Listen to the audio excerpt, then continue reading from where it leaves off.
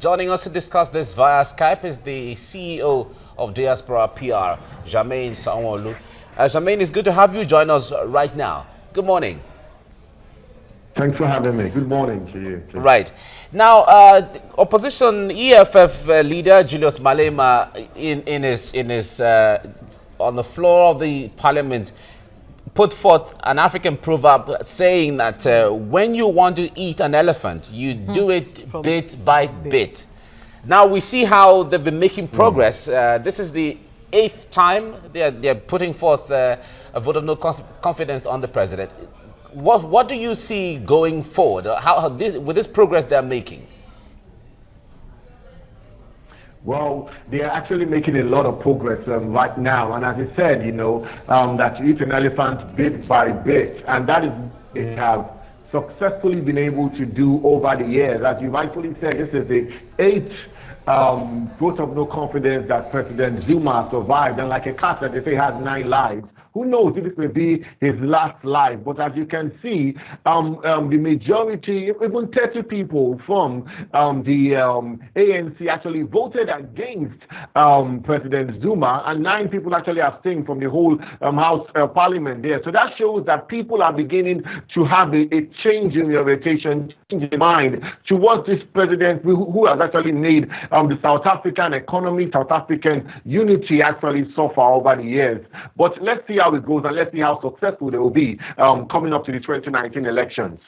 Indeed. Well, will the ANC come out of this stronger or even weaker? Some have said that Zuma's no confidence victory may just end up weakening the ANC, especially the ANC that we identify with Nelson Mandela.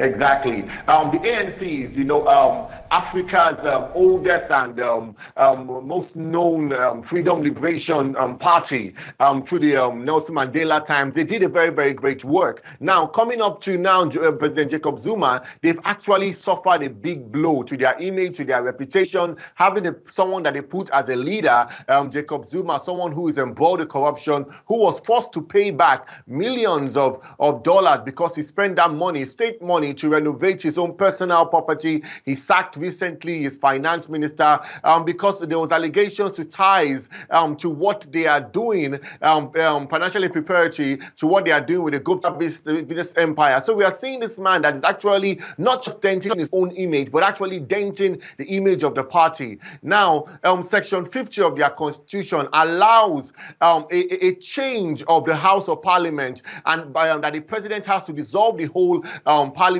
if the members of parliament actually vote to dissolve it. And that is what the DNC, who is led, their chief whip, Jacob Matemba, actually said that is their next move. They just put it into the parliament. They passed a motion about it yesterday, Thursday, in the parliament to ensure that there's not just a removal of him since they failed on that one. They now want to cause a more like a regime change whereby everything is going to be changed. So South African opposition is actually trying very hard to say that we're not just focusing on Zuma. We don't have a Zuma problem. We actually have an ANC problem, and that is what Mr. John Stein Hussein of the chief whip of the DNC actually said. All right, now with about 30 ANC MPs voting against Zuma, is it becoming clearer that President Jacob Zuma is becoming a liability on the ANC? He's absolutely a liability on the ANC's image, as I said, and 30 people, it may seem small right now, but that shows that people are getting more confident. This was the first secret ballot that the South African parliament actually had. The others were open, so you had to be accountable and show loyalty to your president and to your party. But if they have another one, I'm sure more people will actually vote. We know that only by 21 was a very, very slight, very, very small margin that they used to actually win. We know that if it happens again, possibly they could actually suffer a bigger loss, because the international economy, the rand has actually dropped. You understand? Right now, there's so much frustration in the country. You see racist and xenophobic attacks carried out in South Africa. Nigerians have been victims of that. A lot of things have been going on in the country, which was first seen as the pride of Africa, being a first world nation, so to say, in a third world continent, a developing third world continent. So let's see how it goes. But we really believe that this man must actually change his ways, or he's actually going to affect the country and also his party, definitely. But of course, some of the things you just mentioned, xenophobia, corruption, allegations against Zuma don't seem to be strong enough to actually get Jacob Zuma out of government, saving him. What exactly do you think is Zuma's staying power? Is it that South Africa officially now is a country that is permissive of corruption, the way we know it?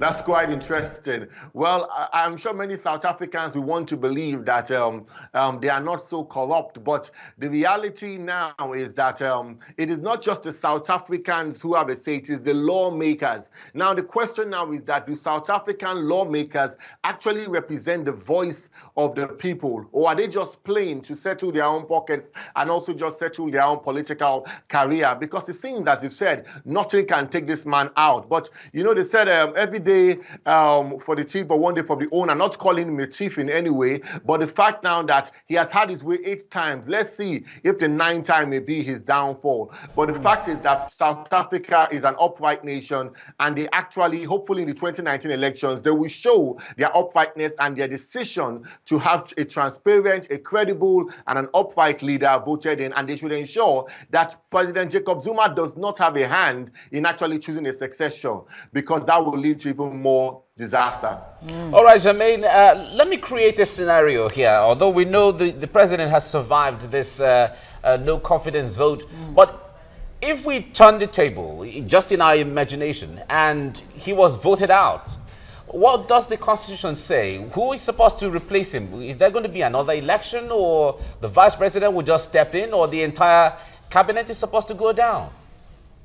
Well, I want to believe what happens like in the UK and other parliamentary systems will also obtain in South Africa, unless they have a different system there, whereby if a vote of no confidence is actually passed against a certain leader, the party would actually need to have a successor that will come up within his rank to actually show leadership and take leadership of the party. We saw that happen during the time whereby David Cameron actually stepped down because of the Brexit vote in the United Kingdom. We saw Theresa May was elected, you understand, in a democratic way within the party to actually be the leader. And I believe that is what will happen in the South African setting. They actually want a new leader. They want a new person that will take over the party. And let's see if that actually happens. Because again, as I said, you know, that they've already passed a motion yesterday to ensure that the whole parliament is dissolved. And if that happens, there will have to be a new election for new parliamentarians, and also ultimately 2019 is close by. There will be a fresh election that would elect a new president democratically from all the parties that exist in South Africa.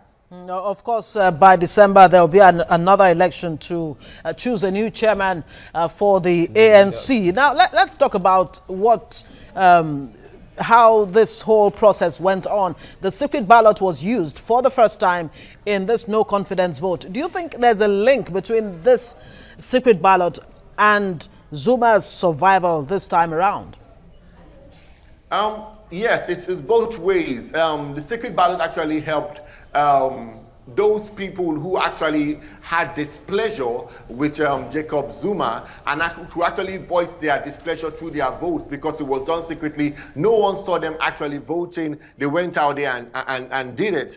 And now Jacob Zuma, I think, is just playing on his last life, to be honest. You know, people are showing more displeasure with his type of governance and with his style of leadership. And I believe the time is coming whereby he's actually going to be kicked out of governance, either democratically or through the parliament, through this no confidence vote. Because our president since 2009 to actually survive 8 That is a terrible record. So every year your fellow parliamentarians are displeased with you and they keep trying to vote you out. That shows that there's something wrong in leadership. And I believe that if another secret ballot is done, more people will be more confident to actually vote against him, even from the ANC, because it shows that there are still some people who have principles that align with the Nelson Mandela's type of leadership who exists in the party, but it's just right now putting their political career aside and saying we want to put South Africa's future in the forefront rather than our own personal gain. Now, with the incremental momentum the opposition parties are gaining, with the success and victory they got in the last municipal local election, the EFF and the DA seem to be gaining more grounds by the day. But let's project a little further. Political analysts are saying that it's possible that next year there's still going to be another vote again, no confidence vote. Whether Zuma survives or not is another thing altogether. But what kind of South Africa do you see without an ANC being the leader? What kind of country do you envisage without the ANC being the coordinator of governance? Well, a South Africa that will be a bit more liberal, a bit more tolerant. But some people too fear that with the kind of opposition that they have in South Africa that are very outspoken and show some controversial kind of views that may seem to be a bit racist, that if they come into power, would that actually do good for the country? But I believe that the Democratic Alliance, you understand, and EFF actually have a role to play in ensuring that democratic values are actually pushed out and actually upheld in South Africa, knowing their history. I believe that if the South African people are given a chance to vote and actually given an opportunity to go to the polls in a very, very, very open and transparent elections, they will actually vote for someone who is credible. They won't just look at the party, but they will look at the person who can actually inspire the nation, who can lead the nation without controversy, but would actually stand up for what is right